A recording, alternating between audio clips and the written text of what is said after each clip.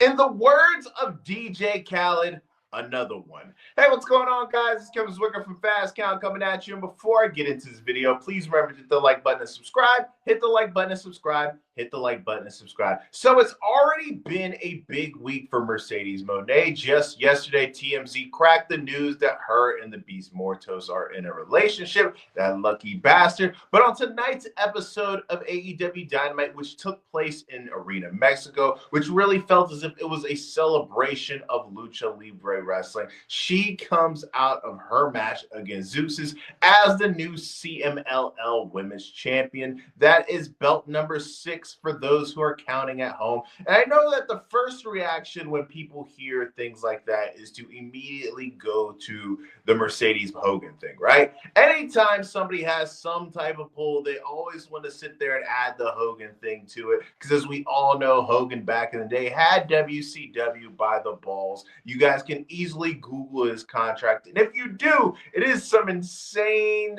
things and insane money that Hogan was making back then with his deal, right? And we've heard different people being called that. Becky Hogan, now Mercedes is mostly associated with that title. But what you guys need to kind of realize, and what everybody really needs to think about, is the fact that Hogan had one company by the nuts, right? Mercedes works with multiple different companies. New Japan, AEW, who she's contractually signed with. Her other championships are now in CMLL, and she had a title in Rev Pro. She has a championship in Austria. There's no way to where she has that much stroke to where she is able to have that amount of creative control while not being under contract with these other promotions, right? So I think that it's a little bit different. I know that some people that's going to go in one ear and out the other, but there's a little bit of a differentiating factor in Hogan's situation and Mercedes' situation. But she has 6 championships. We saw her after she defeated Zeus's. It got to the point to where she has so many different championships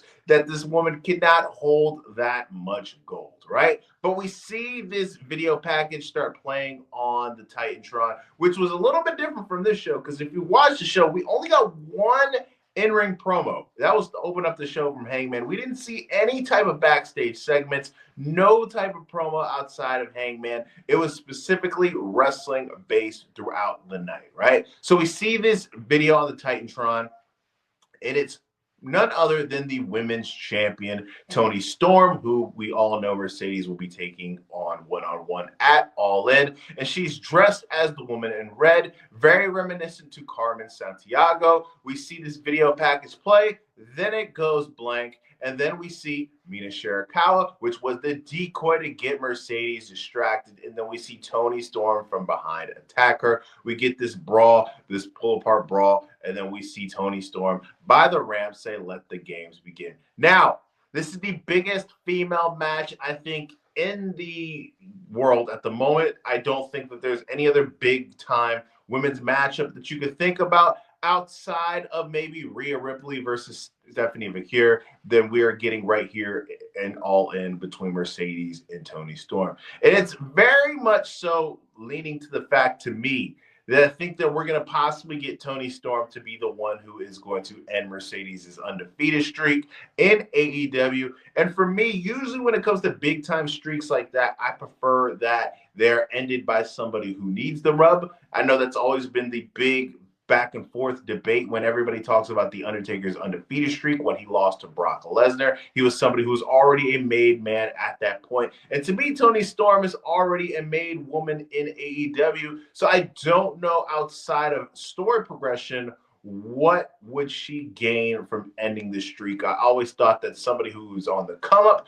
who really needed it, maybe somebody like Jamie Hayter, maybe somebody like Athena, who's already been this dominant force in ROH, but it hasn't really been showcased on the AEW side that often. I think that maybe she could be somebody who would gain something from this. Maybe some of the other young bucks that they have in the women's division in AEW. But I'm starting to think that that's the direction that we're going to go, right? We're having Mercedes collect all these different championships on the way to All In, where I think that the one that is going to be, evading her is going to be the one that Toni has. But let me know what you guys think in the comment section. Are you happy that Mercedes has 6 titles now? Are you disappointed? Do you want her to eventually lose? Do you think Toni Storm is going to be the one who is going to end this streak? Let me know in the comment section, guys. And please remember to hit the like button and subscribe. Hit the like button and subscribe. Hit the like button and subscribe. I am Kevin Zwicker.